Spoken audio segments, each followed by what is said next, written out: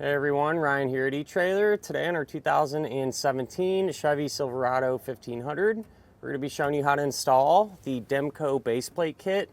Before we do that though, let's take a minute, check it out, and make sure it's going to be right for you. Before we jump right in, I want to address one of the big questions that a lot of people wonder when it comes to flat towing a vehicle down the road, and that is, what parts am I going to need? So there's going to be a total of 5 main components. Your first one will be the base plate. That'll hook up to your vehicle's frame and provide us with an attachment point. That way we can hook our tow bar up.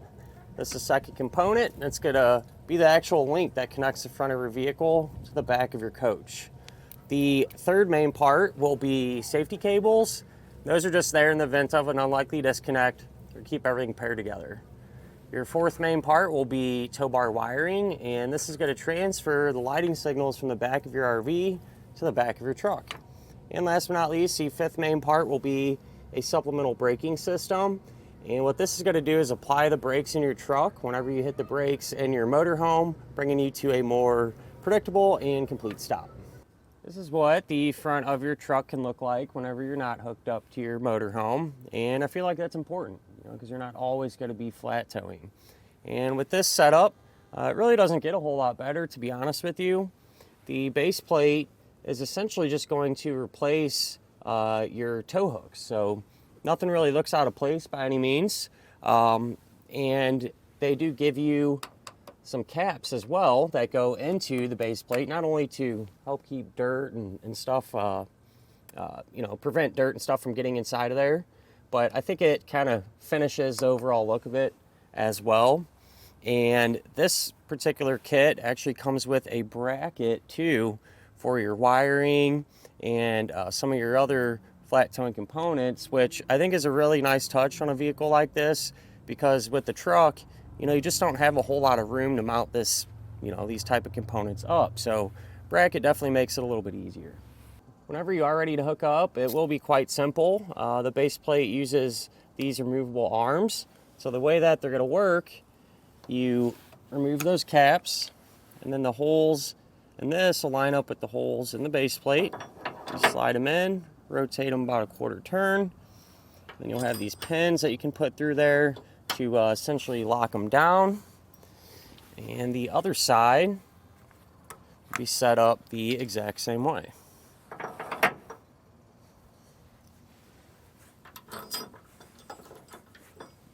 As far as connecting your tow bar to the base plate, not a whole lot to it there. Just line the ends up, put your pin through, and lock it down. Something I did notice, where your safety cables go, you don't have a ton of room to work there, but I really don't think that's a huge deal. Kind of just how it is. Still goes on very easily, and these are pretty large hooks too.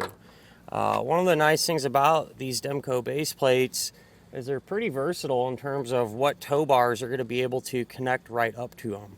So the majority of the Demco tow bars will work, the Etrailer.com tow bars, I believe some of the Kurt tow bars, and even today, for example, we have a Roadmaster tow bar, but it has the Blue Ox ends on it, and these Blue Ox ends go right up to it. So most of the Blue Ox tow bars should work that have that 3-lug design. And even if you happen to have a different manufacturer tow bar that's not compatible, chances are really good. There's adapter ends that you can use to swap out and allow everything to pair up. This is what your flat tow setup can look like whenever you are hooked up behind your motorhome, and I like it. Everything's easy to see, easy to get to, and pretty well organized. So kind of streamlines that process of actually setting it up. Compared to some of the other base plates available, they're all pretty similar, especially in terms of the appearance, how they're going to look on the front of the truck, which they all look pretty good. One of the things with the Demco, though, is the versatility of it. The style that ends on it work with a lot of different tow bars that are right out of the box. So by using this, it might allow you to use a tow bar that you already have without having to mess with getting an adapter or anything along those lines. Other than that, at the end of the day, good choice in terms of base plates go. You know, how it looks, how easy it is to use, and all the different setups it'll work with. You know, you really can't go wrong. As far as the installation goes, this one really wasn't too bad. You do have to remove your front bumper, but you know, on the truck, everything's pretty easy to get to. You know, no crazy tools or anything like that you're gonna need. So stay focused and you should be in pretty good shape. That said though, why don't we go ahead, pull into the garage and get going on it now. To begin our installation, we're gonna be here at the front of our Silverado, and you can pop the hood.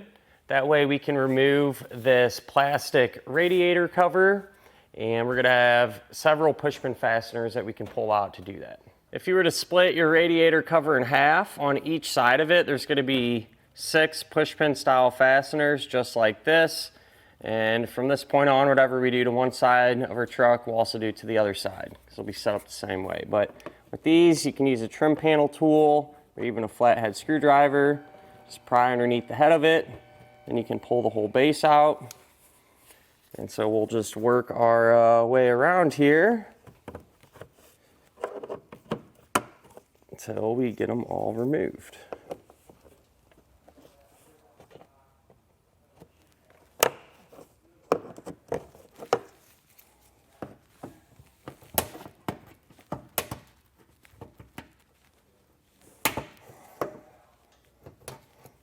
With the push pins all removed, this piece should lift off and we can set it to the side. On each side of the vehicle, you're gonna have 2 10mm head bolts attaching the top part of our grille to the front of our vehicle here. We can get the grille removed now, and so you want to start on the bottom here. Just work your way across, and it'll kind of unsnap. And we should be able to kind of pull up on the top part of the grille. Releasing it.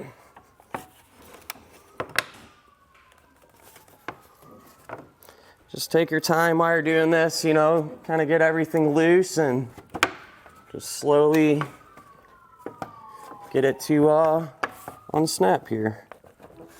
To get this off, so I figured out on the top, you kind of just pry up on it, loosen it, and then I came in the middle and kind of just pulled out that seam to kind of let everything disconnect there. And here's the snaps that were kind of holding everything in and kind of just scattered throughout. So with this removed, we'll set it out of our way. Moving underneath the front of our truck now, on each corner, we're gonna have a bolt we can pull out, and then towards the center, up here in this area, we're gonna have an electrical connector we can get disconnected. Here's the bolt that we can remove, and I'm gonna do it with a 15mm size socket. This is the connector, and so there's gonna be a red tab on it that you can kind of push back on like that. And then if you push down on the center of the tab, it will release. And this part here is still connected to the bumper, so I'm just taking a trim tool or your flathead and pop that free. On each side of your bumper now, if we're looking from the top down, you're gonna have 2 bolts on each side. So one here and then one here. And so we'll remove them with an 18mm socket. And once we do that, that's the last bit of hardware that's actually holding our front bumper onto the truck. So definitely suggest having a buddy give you a hand with this when you're doing it. Because we don't want the bumper falling off. Get both of them removed, and we should be able to grab our bumper.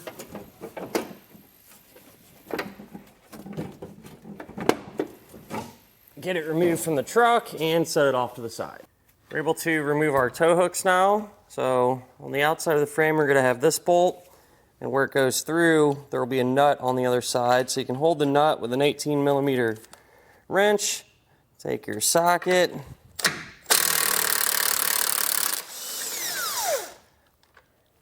pull it out. So here's the nut that was on the other side. That bolt will just pull right out. The inside of our frame rail, there's another 18mm head bolt. So you can loosen that one up.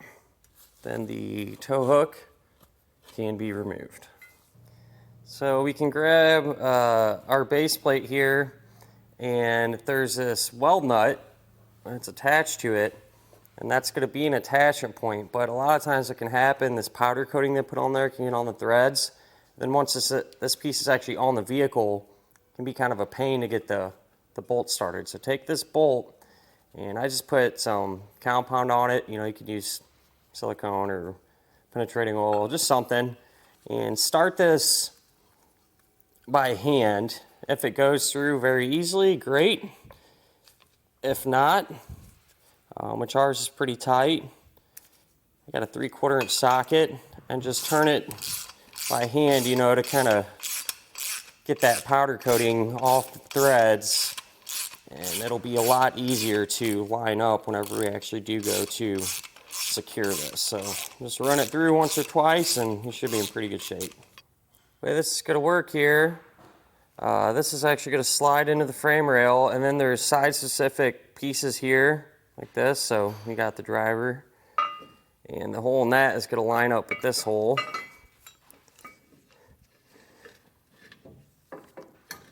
So we'll line up the holes in the base plate there, the hole in the frame, and then you can take a long bolt, put on a flat washer, and then they give you some blue Loctite. Make sure to put that on all the threads of the hardware that we're going to use to secure the base plate. And from the outside, that'll push through to the other side. So our bolt's supposed to come out through there. Something I'm running into though, it's not perfectly lined up at the hole. So you can try to take a pry bar and bend it if you want, or just, what I'm going to do is just enlarge that hole a little bit with a grinding bit. That way the bolt is able to pass through there.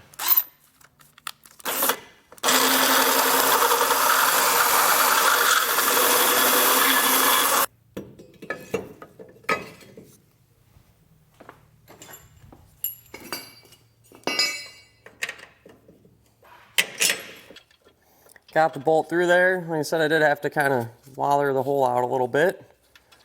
But from there you can take this piece,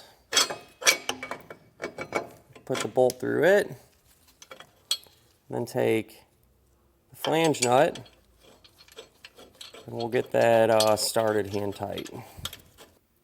That bottom attachment point now, you can take that bolt, and there's a big, thick flat washer. Put on your blue Loctite, get this started up in there by hand. We'll come back and snug all of our hardware down using a 3/4 inch socket.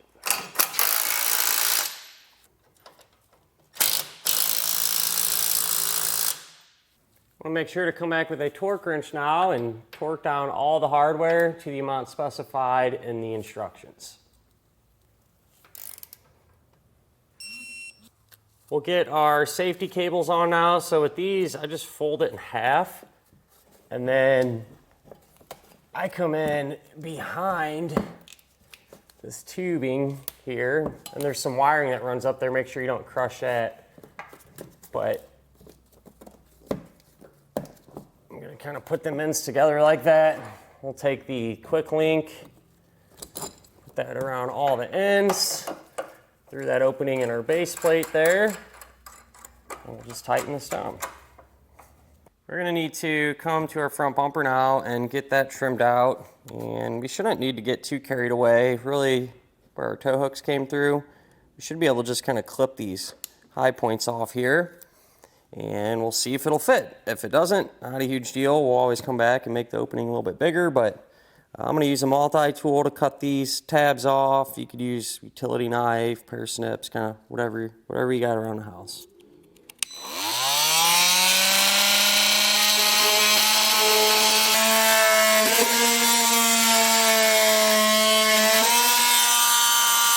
With those openings trimmed out, I tried to put our bumper back on. It looked like it was making contact with our safety chain openings though. Those little parts, they kind of come out and angle this way. And so I trimmed out a little bit more instead of it just kind of going straight up here. I just put an angle on it, and that should give us the clearance that we need for this to fit. So with some help here, we'll take our bumper beam and work it through the openings and get it back into position. I was able to get the bumper reinstalled the opposite way that we removed it. I did have to trim even more though, just to get it to fit on there correctly, which wasn't a huge deal. You know, with the bumper on, I actually came in from the back side and cut, you know, a little bit more out on the bottom and top to get everything to clear. So it all bolted up. And at this point, it'd be a great time to install some of your other flat towing parts, like a braking system, wiring, and so on. And I said because with the grill off, you just got a lot more room to work, be a little easier to get in behind the bumper and hook up wiring and stuff like that. So it's exactly what I'm gonna do, and once that's complete, come back and get the grill and all the other parts put back in place. And that'll finish up our look at and our installation of the Demco base plate kit on our 2017 Chevrolet Silverado 1500.